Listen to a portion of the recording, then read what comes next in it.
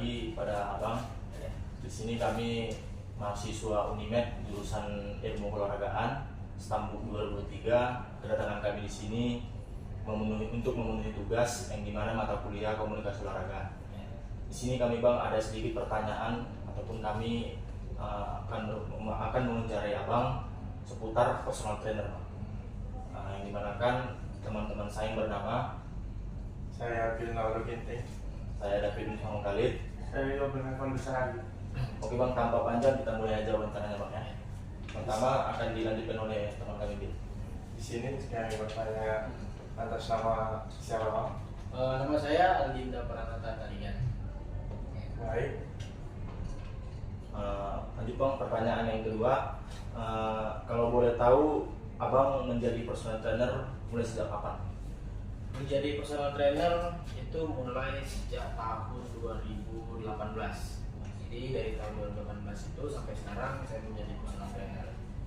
Namun saat ini di kelas fitness saya menjabat sebagai fitness director. Lanjut di soal ketiga, bagaimana perjalanan untuk menjadi personal trainer? Perjalanan menjadi personal trainer itu dimulai sejak saya masuk kuliah di ilmu keolahragaan. Saya juga alumni ilmu keolahragaan Universitas Negeri Medan. Jadi saya mulai tertarik itu ketika saya melihat senioran saya itu menjadi personal trainer, di mana menurut saya itu pekerjaan yang sangat mulia gitu. Jadi karena berhubungan dengan orang banyak dan juga membantu orang mencapai goal fitness. Untuk pertanyaan selanjutnya bang, untuk menjadi personal trainer apa aja yang perlu kami persiapkan? Untuk menjadi personal trainer itu tentunya harus yang namanya mengikuti kursus ya atau course ya. Jadi pelatihan. Nah, kita harus sebagai personal trainer harus mempunyai yang namanya sertifikasi. Nah, itu bisa diambil melalui program-program latihan yang diadakan oleh badan atau institusi tentang personal trainer. Selain itu, tentunya kalian juga harus punya yang namanya attitude yang baik, gitu. Kemudian komunikasi, karena kita kan berhubungan dengan orang banyak. Tentunya dengan berhubungan dengan orang banyak itu kita komunikasi harus baik, sehingga klien ataupun orang yang pengen menjadi kita sebagai personal trainer ya itu tertarik. Itulah modal utama menjadi personal trainer. Dan tentunya harus disiplin serta profesional, itu aja sih. Oke, next bang. Bagaimana komunikasi abang sebagai personal trainer kepada klien-klien abang? Kalau komunikasi kepada klien tentunya harus dibangun dengan baik ya, karena kita pekerjaan personal trainer ini berhubungan dengan orang banyak dan juga membangun relasi. Nah, ketika nanti kita menjumpai orang yang berbagai macam, gitu ya, ada yang mungkin dia sedikit ngomong, ada yang banyak ngomong, gitu kan. Jadi kita yang harus menyesuaikan gitu. Kita sebagai personal trainer yang harus menyesuaikan sehingga komunikasi itu bisa terbangun dua arah dan komunikasi itu bisa berjalan dengan baik. Gitu ya. Soal selanjutnya bang, Ya. bagaimana abang dapat memotivasi klien saat latihan? Nah, memotivasi klien itu tentunya dengan menargetkan atau mengingatkan mereka tentang tujuan. Jadi kita sebagai personal trainer harus mengingatkan klien untuk tujuan mereka tuh mengambil sesi itu seperti apa gitu. Pastinya untuk mendapatkan goal fitness. Itulah yang menjadikan kita sehingga kita bisa memberikan motivasi kepada klien. Untuk pertanyaan selanjutnya Ya. bang, apa aja yang harus diperlakukan seorang personal trainer jika kliennya tidak menyukai program latihan yang diberikan? Kalau tidak menyukai itu sebenarnya jarang ya, karena mereka juga paham bahwasannya trainer lah yang lebih mengerti tentang program latihan. Nah, namun bisa saja itu didapatkan, tapi kita harus memberikan pemahaman tentang program latihan yang sesuai dengan kebutuhan. Gitu. Jadi kita membuat program latihan itu memang yang menyesuaikan dengan kebutuhan dia, gitu. Sehingga pasti diterima, gitu. Diterima oleh klien program latihan yang kita buat. Begitu. Oke, next bang. Ya. Mengapa abang menginginkan menjadi seorang personal trainer? ingin menjadi personal trainer itu seperti yang saya bilang tadi ya, ini pekerjaan yang mulia. Nah, pekerjaan mulia ini kenapa dibilang mulia? Karena membantu orang untuk tetap sehat, membantu orang untuk tetap bugar, dan membantu orang mencapai tujuan daripada kebugarannya.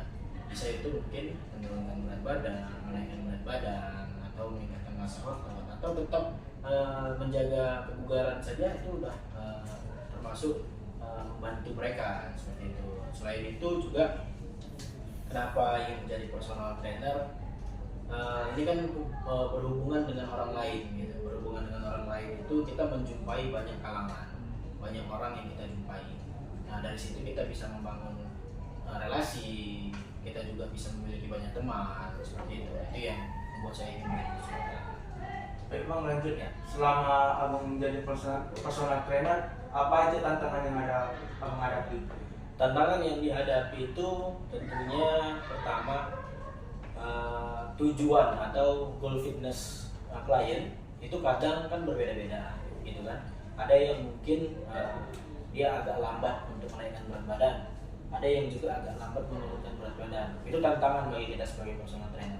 Kita yang harus menyesuaikan atau mendetailkan program latihan supaya target itu bisa tercapai, tujuan itu bisa tercapai seperti itu. Nah, tantangannya lagi ketika nanti sudah kita buat program latihan, namun klien ini tadi tidak disiplin. Dan disiplin dalam artian pola makan, pola istirahat itu yang nggak sesuai dengan arahan dari kita. Itu tantangan terbesar. Sehingga kita harus memberikan pemahaman, memberikan motivasi supaya dia memang tetap di jalur yang kita harapkan seperti itu. Lanjut Bang. Ya. Bagaimana Abang melatih komunikasi untuk menjadi personal trainer? Melatih komunikasi itu tentunya selain kita juga berteman dengan orang banyak, ya. Jadi ketika kita berteman itu kita memang harus ya banyak ngomong lah. Banyak ngomong itu dalam artian ya kita sering bercerita seperti itu. Kita harus juga sering tampil di depan, karena ketika kita tampil itu membangun mental. Selain membangun mental, komunikasi kita jadi lebih baik. Selain itu juga kita memang dipelajari di sekolah maupun di perkuliahan, itu juga dipelajari gitu, tentang komunikasi. Sehingga komunikasi itu bisa dibangun dengan baik dan klien juga paham dengan komunikasi dengan kita. Oke, next Bang. Ya. Bagaimana Abang menangani klien yang kesulitan untuk mencapai targetnya? Menangani klien yang kesulitan itu seperti yang saya bilang tadi, itu kita harus memberikan pemahaman yang lebih gitu ya. Dan juga kita harus menyusun program latihan yang memang menyesuaikan dengan kebutuhan gitu. Karena yang agak kesulitan itu kan karena dia itu gak disiplin seperti yang saya bilang tadi. Dari yang gak disiplin itu kita harus memang lebih detail, lebih peduli, lebih prihatin dengan dia gitu. Jadi beri perhatian dengan dia sehingga program latihan yang kita buat dan juga tujuan yang sudah ditargetkan itu bisa tercapai seperti itu. Nah, lanjut Bang, bagaimana Abang klien Abang itu tetap betah latihan sama Abang? Kita tuh harus yang namanya profesional ya. Kita harus bangun yang namanya profesional. Kemudian kita harus bangun komunikasi yang baik. Kemudian kita juga harus disiplin. Selain itu kita juga harus care dengan dia. Ketika dia merasa dia dipedulikan, dia akan merasa nyaman. Nah, ketika dia merasa nyaman, dia juga akan menjalani program latihan itu dengan ya, nyaman seperti biasa gitu. Istilahnya dia menjalani program latihan itu nggak merasa beban seperti itu. Dan selanjutnya, bagaimana penggunaan bahasa dan komunikasi Abang pada klien? Penggunaan bahasa atau komunikasi kepada klien, ya kita bicara itu seadanya dan memang ya menyesuaikan dengan apa yang dia perlukan seperti itu. Kita nggak perlu yang namanya mengorek-orek persoalan pribadi. Nah, itu kadang yang membuat tidak nyaman seperti itu. Membangun komunikasi dengan klien itu pun harus ya kita yang menyesuaikan gitu. Karena berbeda orang, berbeda cara komunikasinya, berbeda orang, berbeda kita cara penyampaiannya seperti itu. Oke, next Bang. Bagaimana Abang menangani atau memberikan umpan balik yang konstruktif kepada klien tanpa membuat mereka merasa tidak nyaman. Memberikan umpan balik tanpa merasa dia tidak nyaman, tentunya seperti yang saya bilang tadi, kita yang harus menyesuaikan komunikasinya seperti itu. Selain itu, kita harus memberikan pengarahan yang mudah dimengerti, memberikan pengarahan yang mudah diterima dengan mereka, sehingga mereka juga paham dengan apa yang kita sampaikan seperti itu. Selain itu, kita juga harus membangun yang namanya interaktif. Jadi komunikasi dua arah itu penting, gitu. Sehingga jangan hanya kita yang banyak ngomong atau jangan hanya dia yang banyak ngomong, tapi saling interaksi, itu yang penting.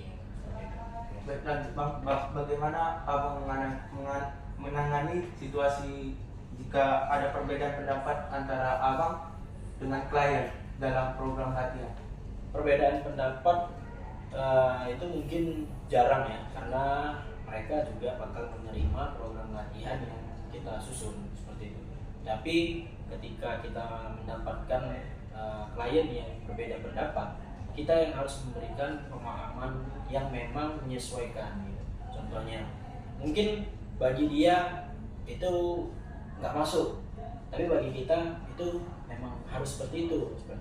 Jadi kita yang harus memberikan pemahaman kenapa itu perlu.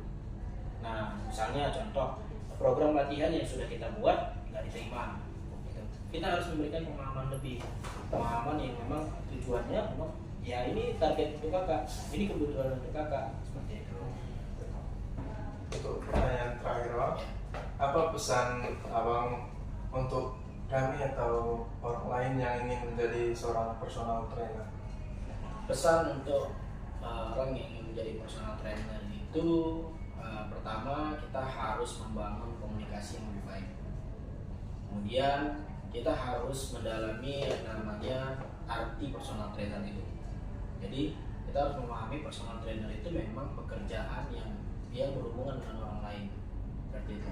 Jangan kita mengharapkan imbalan yang lain-lain, gitu. Sehingga kita memang mengerjakannya itu secara ikhlas dan pekerjaan itu bisa terjadi dikatakan mulia seperti itu, karena membantu orang untuk mencapai tujuan.